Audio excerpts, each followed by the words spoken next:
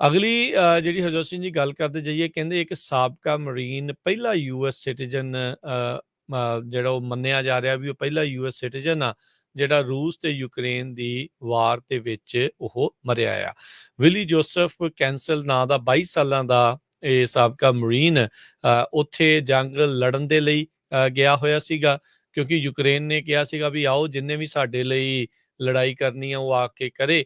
Military ਕੰਟਰੈਕਟਿੰਗ company ਦੇ ਲਈ ਇਹ ਕੰਮ ਕਰਦਾ ਸੀ, ਜਿਨ੍ਹਾਂ ਨੇ ਇਸ ਨੂੰ ਯੂਕਰੇਨ ਦੇ ਵਿੱਚ ਘੱਲਿਆ ਸੀਗਾ। ਸੋ ਇਹ ਕਹਿੰਦੇ ਵੀ ਯੂਕਰੇਨੀਅਨ ਫੋਰਸਿਸ ਦੇ ਨਾਲ ਮਿਲ ਕੇ ਲੜਾਈ ਲੜ ਰਿਹਾ ਸੀਗਾ, ਉੱਥੇ ਯੁੱਧ ਦੇ ਵਿੱਚ ਦਾਖਲ ਸੀਗਾ, ਤੇ ਕਹਿੰਦੇ ਵੀ ਪਹਿਲਾ ਯੂਐਸ ਸਿਟੀਜ਼ਨ ਇਹ ਇਸ ਟਾਈਮ ਦੱਸਿਆ ਜਾ ਰਿਹਾ ਵੀ ਨੋਨ ਆ, ਪਤਾ ਲੱਗਾ ਆ ਵੀ ਕੰਬੈਟ ਦੇ ਦੌਰਾਨ ਇਸ ਦੀ ਮੌਤ ਹੋਈ ਹੈਗੀ ਆ। ਸੋ ਇਹ ਜਿਹੜੀ ਉਸਦੀ ਮਾਤਾ ਰਿਬੈਕਾ ਕਬਰੇਰਾ ਉਸਨੇ CNN ਦੇ ਨਾਲ ਗੱਲਬਾਤ ਕਰਦੇ ਹੋਏ ਦੱਸਿਆ ਸੀਗਾ ਵੀ ਸੋਮਵਾਰ ਵਿਲੀ ਜੋਸਫ ਕੈਂਸਲ ਦੀ ਮੌਤ ਹੋ ਗਈ ਸੀ।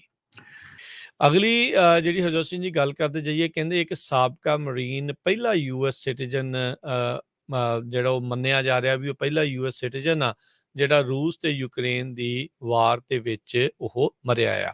ਵਿਲੀ ਜੋਸਫ ਕੈਂਸਲ ਨਾਂ ਦਾ 22 ਸਾਲਾਂ ਦਾ ਇਹ ਸਾਬਕਾ ਮਰੀਨ ਉੱਥੇ ਜੰਗ ਲੜਨ ਦੇ ਲਈ ਗਿਆ ਹੋਇਆ ਸੀਗਾ, ਕਿਉਂਕਿ ਯੂਕਰੇਨ ਨੇ ਕਿਹਾ ਸੀਗਾ ਵੀ ਆਓ ਜਿੰਨੇ ਵੀ ਸਾਡੇ ਲਈ ਲੜਾਈ ਕਰਨੀ ਆ ਉਹ ਆ ਕੇ ਕਰੇ।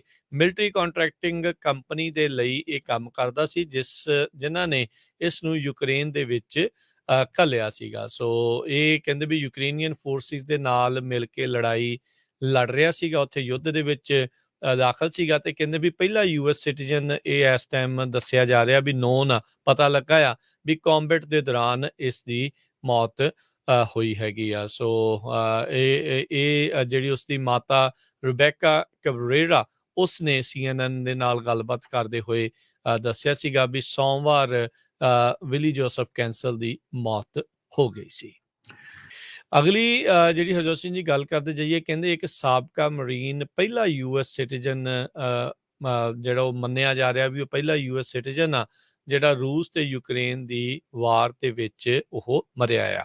ਵਿਲੀ ਜੋਸਫ ਕੈਂਸਲ ਨਾਂ ਦਾ 22 ਸਾਲਾਂ ਦਾ ਇਹ ਸਾਬਕਾ ਮਰੀਨ ਉੱਥੇ ਜੰਗ ਲੜਨ ਦੇ ਲਈ ਗਿਆ ਹੋਇਆ ਸੀਗਾ, ਕਿਉਂਕਿ ਯੂਕਰੇਨ ਨੇ ਕਿਹਾ ਸੀਗਾ ਵੀ ਆਓ ਜਿੰਨੇ ਵੀ ਸਾਡੇ ਲਈ ਲੜਾਈ ਕਰਨੀ ਆ ਉਹ ਆ ਕੇ ਕਰੇ। ਮਿਲਟਰੀ ਕੰਟਰੈਕਟਿੰਗ ਕੰਪਨੀ ਦੇ ਲਈ ਇਹ ਕੰਮ ਕਰਦਾ ਸੀ, ਜਿਨ੍ਹਾਂ ਨੇ ਇਸ ਨੂੰ ਯੂਕਰੇਨ ਦੇ ਵਿੱਚ ਘੱਲਿਆ ਸੀਗਾ। ਸੋ ਇਹ ਕਹਿੰਦੇ ਵੀ ਯੂਕਰੇਨੀਅਨ ਫੋਰਸਿਸ ਦੇ ਨਾਲ ਮਿਲ ਕੇ ਲੜਾਈ ਲੜ ਰਿਹਾ ਸੀਗਾ, ਉੱਥੇ ਯੁੱਧ ਦੇ ਵਿੱਚ ਦਾਖਲ ਸੀਗਾ, ਤੇ ਕਹਿੰਦੇ ਵੀ ਪਹਿਲਾ ਯੂਐਸ ਸਿਟੀਜ਼ਨ ਇਹ ਇਸ ਟਾਈਮ ਦੱਸਿਆ ਜਾ ਰਿਹਾ ਵੀ ਨੋਨ ਆ, ਪਤਾ ਲੱਗਾ ਆ ਵੀ ਕੰਬੈਟ ਦੇ ਦੌਰਾਨ ਇਸ ਦੀ ਮੌਤ ਹੋਈ ਹੈਗੀ ਆ। ਸੋ ਇਹ ਜਿਹੜੀ ਉਸਦੀ ਮਾਤਾ ਰਿਬੈਕਾ ਕਬਰੇਰਾ ਉਸਨੇ CNN ਦੇ ਨਾਲ ਗੱਲਬਾਤ ਕਰਦੇ ਹੋਏ ਦੱਸਿਆ ਸੀਗਾ ਵੀ ਸੋਮਵਾਰ ਵਿਲੀ ਜੋਸਫ ਕੈਂਸਲ ਦੀ ਮੌਤ ਹੋ ਗਈ ਸੀ।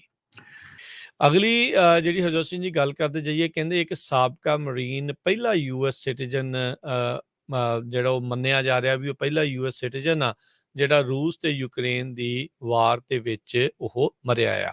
ਵਿਲੀ ਜੋਸਫ ਕੈਂਸਲ ਨਾਂ ਦਾ 22 ਸਾਲਾਂ ਦਾ ਇਹ ਸਾਬਕਾ ਮਰੀਨ ਉੱਥੇ ਜੰਗ ਲੜਨ ਦੇ ਲਈ ਗਿਆ ਹੋਇਆ ਸੀਗਾ, ਕਿਉਂਕਿ ਯੂਕਰੇਨ ਨੇ ਕਿਹਾ ਸੀਗਾ ਵੀ ਆਓ ਜਿੰਨੇ ਵੀ ਸਾਡੇ ਲਈ ਲੜਾਈ ਕਰਨੀ ਆ ਉਹ ਆ ਕੇ ਕਰੇ।